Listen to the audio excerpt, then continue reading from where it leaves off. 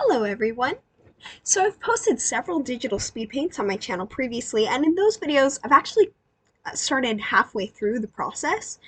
I start with the sketch uploaded into Fire Alpaca, and I just go through the digital line art and the coloring.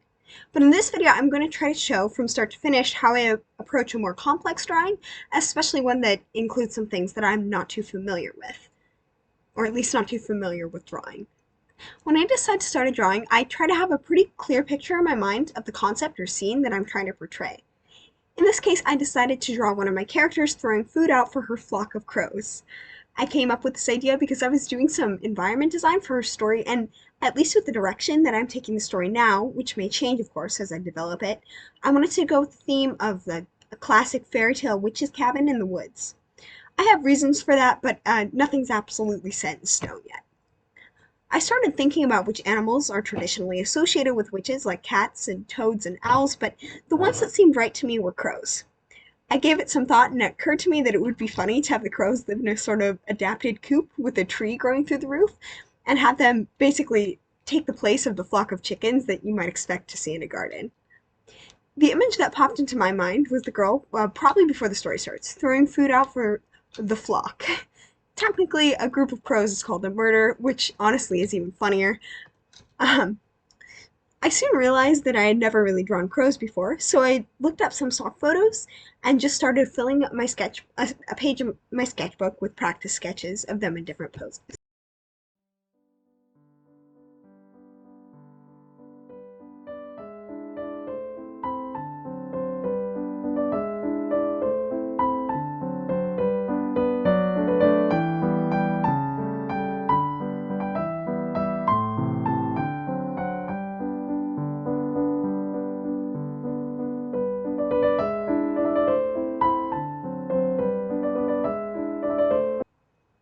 After I was done with that, I started on the sketch. I wanted the girl to be wearing an 1850s or 60s dress, of course, but I wanted it to look more like a day dress than the costume that I've been drawing her in before, which looks a little fancier and a little more expensive. I decided to make this dress slightly shorter and have her wearing an apron on top, of course. And I also did this one with more fitted sleeves rather than the pagoda sleeves on her other dress, which were popular in the 1860s, but I can imagine them being a problem for household chores like baking or cleaning. Even though this is just the sketch and not in color yet, I had already decided that I wanted the colors on this dress to be a little more muted rather than the really bright, like Scheele's green. And this is kind of just to give it the impression that it's more like everyday functional fabric. As you'll see, my recording software did decide to skip. You might see that a few times in this video. Um, but after I had finished her, I moved on to the coop and the tree, which I imagined the crows would be more interested in using than the coop. But, you know, it's there for them if they want. They have that option. For the fence, I pretty much just searched the internet for natural wood fences to get some ideas, and then I made my own version. I went with wood logs of varying lengths and tied together with ropes in an X pattern, which I just thought looked cool. And in the interest of saving time, I actually didn't finish drawing the X's in on the fence because I figured that it should be pretty simple to do digitally. I also didn't finish filling in the background behind the fence because this is going to be set in a forest, but it would have been more confusing for me to try to sketch out every individual tree.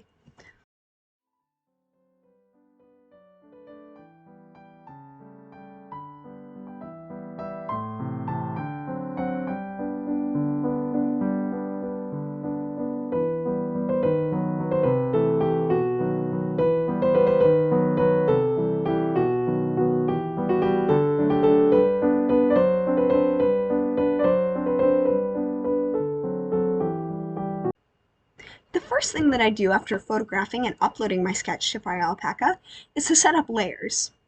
The number of layers I use may be a bit unnecessary, and labeling each one might be as well, but I like to keep things organized and hopefully at least it saves me some time in the long run. The bottom layer, of course, is the sketch layer. And for this illustration, I made 3 different folders, one for the characters and 2 for the backgrounds. The first background folder is for the parts of the background that I plan to use line art on, like the tree, the coop, the fence, and any plants that are on the ground. The second background folder is for the parts of the drawing that I won't use line art for, like the trees, sky, and ground. Again, this is probably not necessary, but I like to have it all there just in case I want to use it.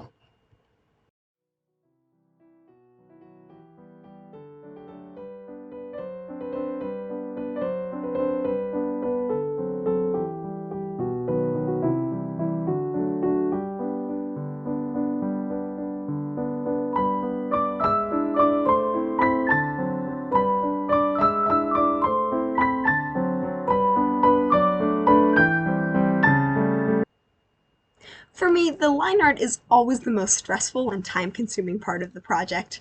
I find that the line art tends to look so much worse than the sketch, and I know I'm not the only one who has experienced this. Doing line art digitally is far less anxiety producing, thanks to the magic of Control Z, but it still takes up quite a bit of time, especially for a full scene like this. Of course, I have this video sped up to 3000% speed, but you can still see that this took quite a while.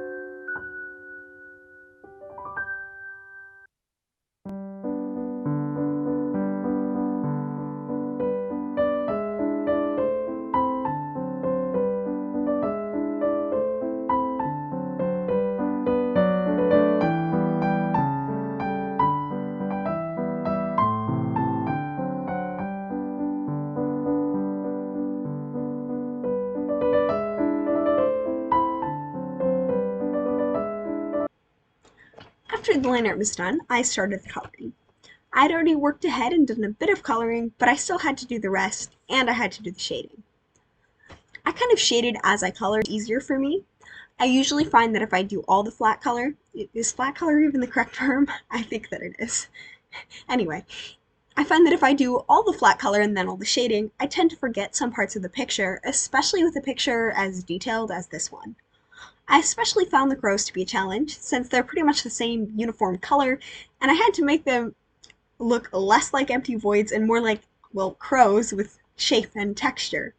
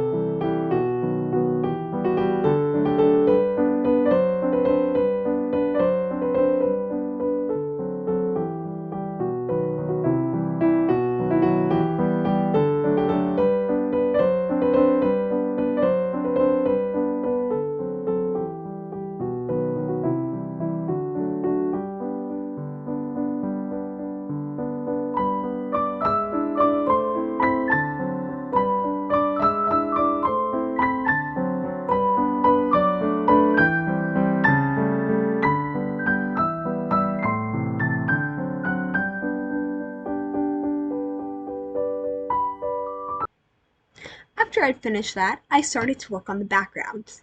Initially, I just wanted to make it look pretty blurry and undetailed so it wouldn't detract from the scene, but it ended up looking so out of place that it actually became more distracting to have it undetailed. So I added a bit more detail to the tree trunks, and then I was pretty much done.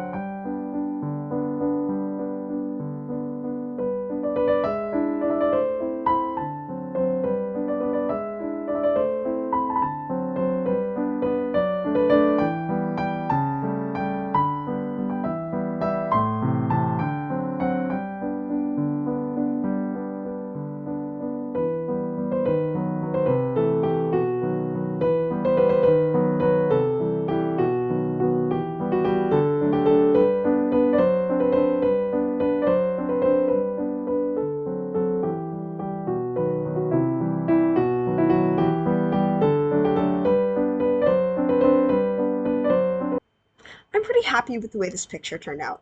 The background does look a little busy, but I'm hoping that it doesn't draw too much attention away from the rest of the scene. The good thing is that this scene looks exactly the way I pictured it in my head, which of course is always my goal. I was going for a sort of mysterious atmosphere, but I still wanted the picture to be sort of charming, and I like it. Anyways, I hope that you enjoyed this video.